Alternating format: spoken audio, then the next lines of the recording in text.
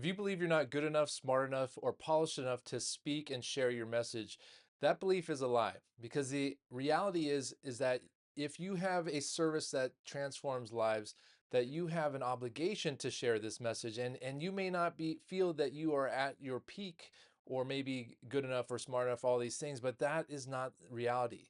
Those are limiting beliefs that stop not only you but everybody. And so today I want to really dive into slaying limiting beliefs that are stopping you from moving forward with workshops or stopping you from getting the response and results that you want and deserve and those people need in the audience. Right? So limiting beliefs are one of these things that affect everybody. Right? And that's one of the things I think can really help to slay these beliefs is to acknowledge that, number one. Really think about every single person that you know, every mentor you've had, your parents, friends, family, people you look up to, celebrities, people who have done amazing accomplishments in all areas of life. And the common denominator, the common thing that they all have is that they all share stories of having these limiting beliefs, beliefs that they're not good enough, not smart enough. We see it with celebrities when they fall into addictions because they can't handle the fame and fortune and the this attention because they have these beliefs that they're not good enough to even deserve it many times. And so these limiting beliefs are part of the human condition. And so I would encourage you to reframe your beliefs around those beliefs, right? That they're somehow unique to you, that these things, these challenges that you have only affect you. It's the reality is it affects all humans. And I think it's really valuable to look at it and kind of laugh at it and in a way that recognizes this comedy that we all live out and play. Right? We look up to all these people and we think that they don't have these challenges, yet they have the same exact challenges. They're thinking they're not good enough while you're thinking you're not good enough. And together we're all thinking we're not good enough. And it stops us, it limits us, it prevents us from actually living the lives that we were born to live and to help and serve others and help others live the lives that they were born to live. So that's one piece to slay your limiting beliefs. Now, there's a lot of different tools out there to really address this. The first thing is really being consciously aware of them.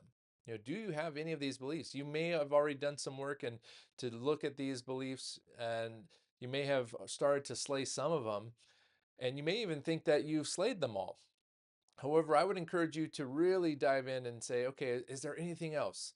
The most common limiting beliefs out there, imposter syndrome, especially around stopping us from public speaking or getting the results that we want from public speaking, is imposter syndrome, thinking that we're an imposter, that we're who am I to do this? Who am I to speak on this topic? When in reality, chances are that if you're given a workshop on a topic that you're passionate about and that you have a solution for, the reality is that you are likely the expert in the room when you give a workshop on this topic, right? So why wouldn't you step up and share this information that could be powerfully transforming so many people's lives?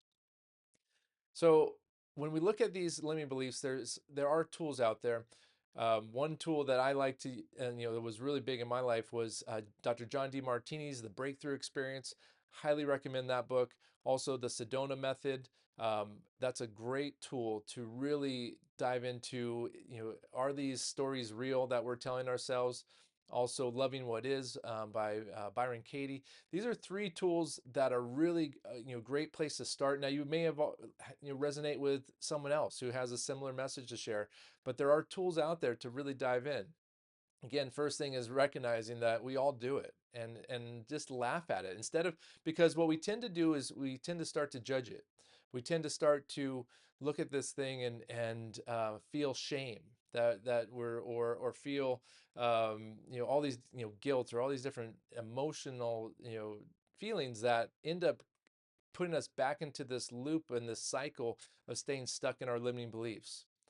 So the other piece that often is one of the big ones is this belief that I am afraid of public speaking. Now, that's one that we've talked about previously. But being afraid of public speaking is that actually the reality of what's going on? it's important to really look at it from a different perspective. Are you getting the clammy hands, the sweaty palms, all those different pieces that are associated with fear of public speaking? When you stand up in front of a group, does your voice crack and tremble? These are the things that happened to me throughout my childhood. When it was time for me to give a book report, or even just to, while sitting, it was my turn to read from the book, I would have all these sensations. And you know, it's important to look at it from a neurophysiological perspective. What's actually happening, right? Instead of just being afraid of the response, what is that response? What is happening in your body? Well, it's a stress response. A stress response is a really great thing when there's an actual stressful, dangerous situation. But public speaking is not dangerous unless we perceive it that way. And so some important questions to ask ourselves are, well, okay, am I in those moments, am I in danger? Are you physically in danger? Well, the answer, should be no, right? No one, and now the other piece, are you maybe even emotionally in danger, right? Are people there in that room, are they going to start to, attack you, verbally? Are they wishing you bad thoughts, all these different things? And the answer to that question is no, they're not. They're actually there. If you're giving a workshop on a topic that's important to them, they're actually typically grateful. Now, there may be a few people in the room who might be skeptical. That's why we go through and we use the workshop formula to turn those people around, right? So if you have tools, which I've been giving you all along, if you use those tools, now you can be in control of the situation as much as possible, right? And limit the variables, the unknowns. But the reality is, most of us typically go to the fears of all these things that could happen, which never do, right? And that's a unrealistic um, expectation of the future, right? And that's not reality. So we have to set our mindsets and reframe the entire experience. Am I in danger? No, I'm not in danger. Okay, so then if you're not in danger, why is your body telling you you are in danger?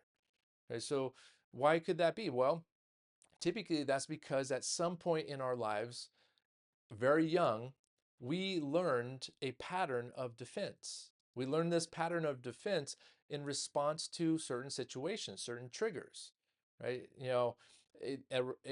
A accurate trigger, or a reasonable trigger, would be if there was a truck coming at you, or there was a really angry dog, with really sharp teeth barking right in your face. Now, that one experience as a child could cause you to have a inappropriate response to, say, a poodle, or a chihuahua that's super, a little tiny dog that's not even barking at you. You could have this fear of dogs in general from that one experience. So many times there's these experiences which we may not even be aware of, right? They happened when we were so young that it created this neurological feedback loop when we're in certain situations, when there's attention on us, perhaps.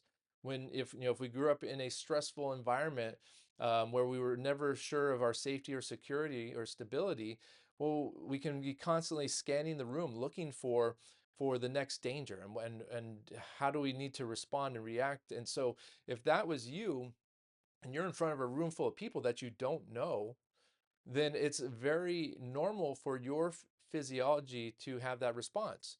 Now, that's because your nervous system was primed and created patterns for that to happen, right? So now you're living in these patterns of responses, right? Or reactions, really. These are not these, a response would be you being consciously aware and being able to respond to the environment. A reaction is when it's not even happening consciously. It's happening at a deeper level of survival mechanics, right? And so it's important to just kind of take a look at that for yourself, right? If you're having this stress response in a situation that actually isn't dangerous, why is that happening? And that can be kind of painful sometimes too, if that's happening because you had a traumatic childhood, or you had some stressful events, right? And so that's why it's so important to use tools like the Sedona method, the breakthrough experience, loving what is, different things to help you reframe your experiences of today. Because if we're allowing the past to create reactions to our present, our future will never be the way we want to create it and the way that we deserve, and for all those people deserve for it to be for you and for them. All right, thanks for watching this video. Stay tuned for the next one. We're going to be diving into strategies versus tactics and how we use strategies instead of tactics to get the best results from our presentations. All right, see you soon.